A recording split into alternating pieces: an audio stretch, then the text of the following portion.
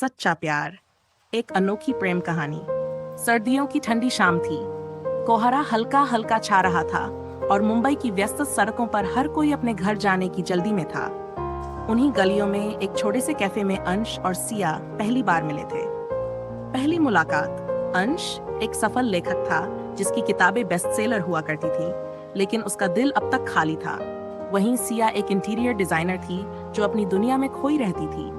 उस दिन कैफे में अंश अपनी नई कहानी लिखने में व्यस्त था। तभी अचानक सिया उससे टकरा गई और उसकी कॉफी अंश की डायरी पर गिर गई। ओह, मैं बहुत सॉरी, मुझे पता नहीं था कि आप यहाँ लिख रहे हैं, सिया ने शर्माते हुए कहा। अंश ने मुस्कुराकर जवाब दिया, कोई बात नहीं, शायद मेरी कहानी को तुम्हारी कॉफी की खुशबू की जरूरत थी। दोनों हंस पड़े और फिर बातचीत का सिलसिला शुरू हुआ। धीरे धीरे उनकी मुलाकातें बढ़ती गईं। करीबियों का एहसास। अंश को सिया की मासूमियत और जिंदगी को देखने का नजरिया बहुत पसंद आया। दूसरी तरफ सिया को अंश की गहरी बातें और उसकी लेखनी ने बहुत प्रभावित किया। दोनों एक दूसरे से हर छोटी बड़ी बात शेयर करने लगे। एक दिन दोनों समुद्र के किनारे टहल रहे थे। अंश ने सिया का हाथ थामकर कहा, सिया, क्या तुमने कभी सोचा है कि कुछ रिश्ते पहले से ही लिखे होते हैं?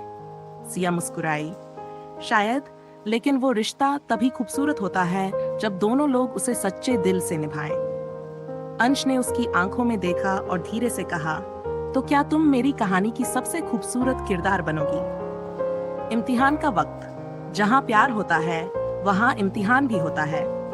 सिया को एक बड़े प्रोजेक्ट के लिए पेरिस जाना था और अंश को अपनी नई किताब पर काम करना था। दोनों के बीच दूरियां बढ़ गई, लेकिन एहसास वही था। अंश ने सिया को एक चिट्ठी भेजी, अगर हमारा प्यार सच्चा है तो फासले मायने नहीं रखते। मैं तुम्हारा इंतजार करूंगा जैसे चांद सूरज के ढलने का इंतजार करता है। सिया की आंखों में आंसू आ गए। उसने जवाब में लिखा, अगर हमारा प्यार किस्मत में लिखा है तो हम जरूर मिलेंगे, ठीक वैसे ही जैसे समंदर की लहरें किनारों से मिलने लौटती हैं। मिलन का जादू। 6 महीने बाद जब अंश अपनी किताब के विमोचन में था, तब वहां एक जानी पहचानी खुशबू उसके पास आई। उसने देखा सिया सामने खड़ी थी, वही चमकती आंखें, वही मुस्कान। तो मिस्टर राइटर, मेरी जिंदगी की किताब में तुम्हारा नाम लिख दूं? सिया ने शरारती अंदाज में कहा। अंश ने प्यार से जवाब दिया, तुम पहले से ही मेरी हर कहानी का हिस्सा हो सिया। और फिर वही कैफे, वही जगह जहां उनकी पहली मुलाकात हुई थी, वहां अंश ने सिया को प्रपोज किया और उनकी कहानी हमेशा के लिए अमर हो गई। क्योंकि सच्चा प्यार वक्त और फासलों से परे होता है, बस उसे सहेजने वाला दिल चाहिए। नया सफर, नई शुरुआत। अंश और सिया की जिंदगी अब एक नई राह पर थी। उनकी सगाई हो चुकी थी और दोनों शादी की तैयारियों में व्यस्त थे, लेकिन जिंदगी हमेशा सीधी राह पर नहीं चलती। शादी से 1 महीने पहले अंश को एक बड़ी अंतर्राष्ट्रीय बुक टूर का ऑफर मिला, जो उसकी करियर की सबसे बड़ी उपलब्धि हो सकती थी। लेकिन इसका मतलब था कि उसे 6 महीने तक भारत से दूर रहना पड़ेगा।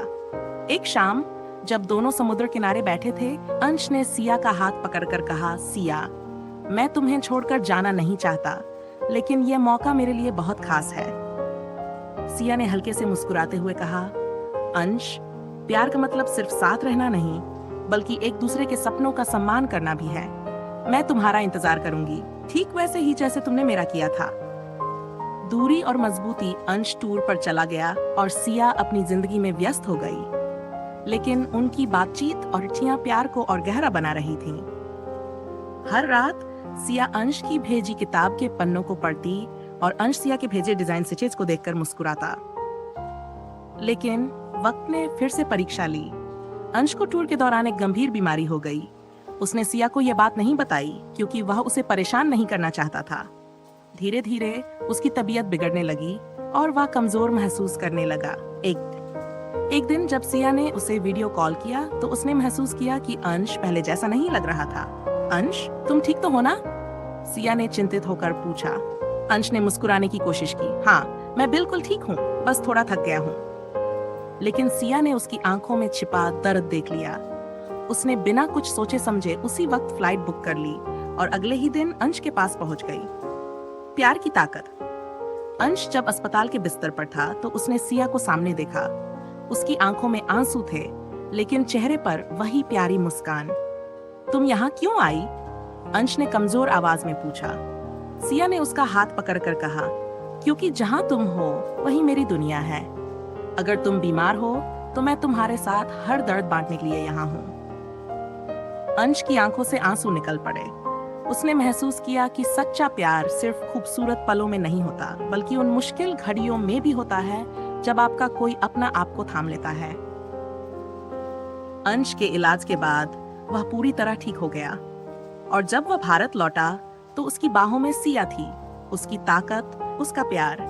उन्होंने उसी कैफे में शादी का जश्न मनाया जहां उनकी पहली मुलाकात हुई थी। और फिर जैसे किताब का आखिरी पन्ना बंद होता है, उनकी प्रेम कहानी भी पूरी हुई, लेकिन एक नए सफर के साथ, जहां सच्चा प्यार हर मुश्किल को पार कर गया।